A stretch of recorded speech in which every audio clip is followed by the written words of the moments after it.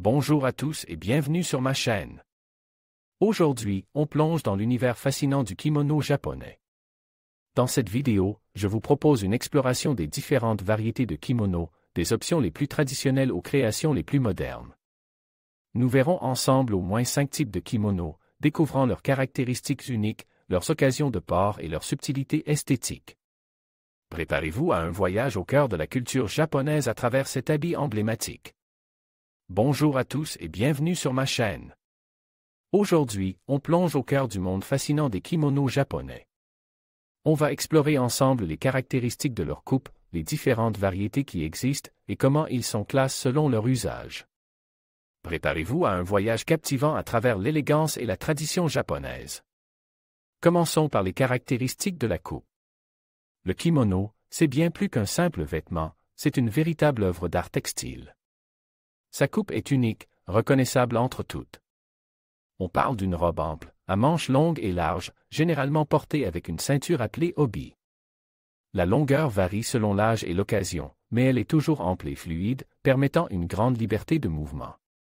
L'absence de taille définie est une caractéristique clé. Le kimono est composé de plusieurs pièces de tissu assemblées avec soin, et la façon dont ces pièces sont cousues et superposées contribue à la silhouette caractéristique. L'absence de couture latérale est également remarquable, le vêtement étant en rôle autour du corps. On observe aussi des différences subtiles dans la coupe selon le type de kimono, mais l'essence même de la coupe reste la même, une robe ample et élégante, symbole de la culture japonaise. On retrouve des techniques de couture très précises, transmises de génération en génération, qui garantissent la qualité et la durabilité du vêtement. La coupe est donc un élément fondamental qui contribue à l'esthétique et au confort du kimono. Passons maintenant aux différentes variétés de kimono. Il en existe une multitude, chacun ayant sa propre histoire, son propre usage et ses propres caractéristiques esthétiques.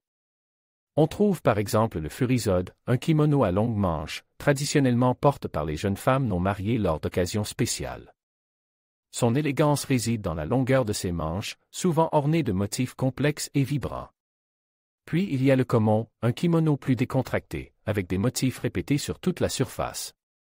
Il est parfait pour les occasions moins formelles.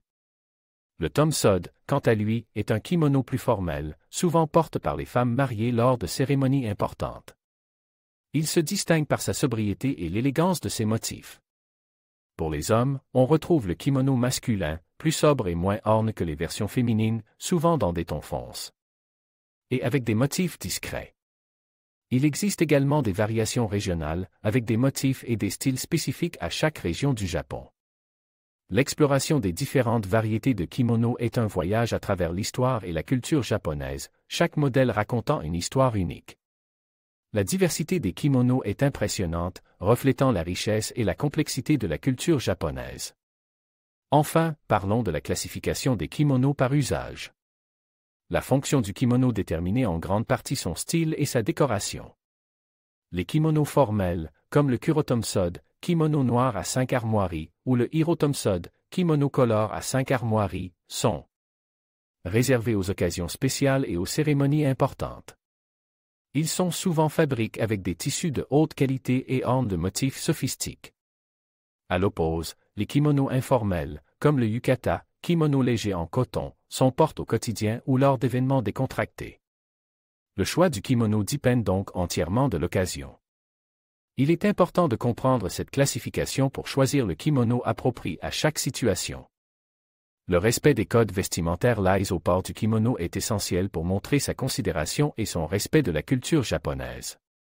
L'usage du kimono est donc un art en soi, qui nécessitait une certaine connaissance des traditions et des conventions sociales. Alors, parlons kimono. On va explorer ensemble la richesse et la diversité de cet habit traditionnel japonais, en regardant de plus près les coupes, les modèles pour femmes et hommes, et bien sûr, les accessoires qui les subliment. Commençons par les caractéristiques de la coupe.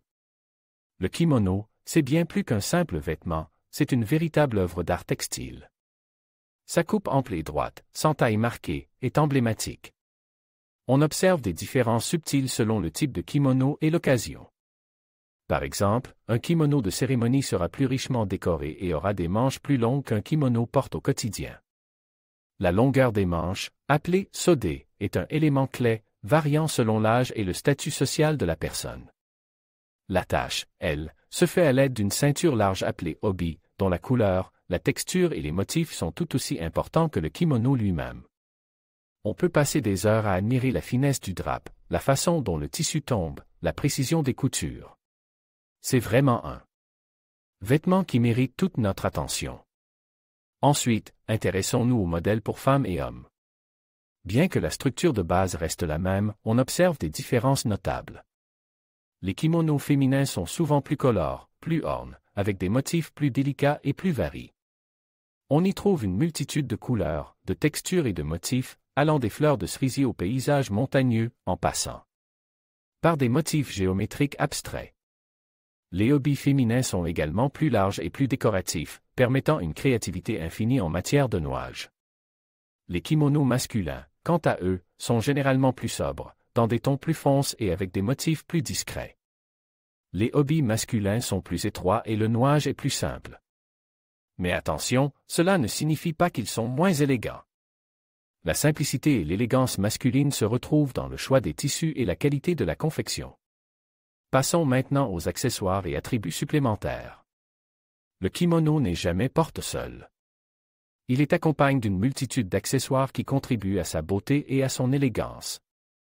L'obi, comme nous l'avons vu, est un élément essentiel, mais il existe aussi des sous-vêtements spécifiques, des chaussettes traditionnelles, appelées tabi, des sandales, zori ou geta, et divers autres accessoires comme des peignes à cheveux, des éventails, des sacs. Chaque accessoire est soigneusement choisi pour compléter le kimono et l'ensemble de la tenue, reflétant le style et le goût de la personne qui le porte. On peut même trouver des accessoires plus modernes, comme des bijoux, qui s'intègrent parfaitement à l'ensemble. L'art de porter le kimono réside aussi dans le choix judicieux de ses accessoires. Enfin, regardons des images modernes avec le kimono. Le kimono, loin d'être un vêtement uniquement réservé aux occasions traditionnelles, a su traverser les époques et s'adapter aux tendances modernes. On le voit aujourd'hui réinterprété par de nombreux créateurs, intégré dans des styles contemporains, porté par des jeunes et des moins jeunes, dans des contextes aussi variés que des défilés de mode, des événements culturels ou même au quotidien. De nouvelles coupes, de nouveaux tissus, de nouvelles associations de couleurs. Le kimono se réinvente sans cesse, prouvant sa capacité d'adaptation et son intemporalité. C'est un vêtement qui continue d'inspirer et de fasciner, et qui reste un symbole fort de la culture japonaise.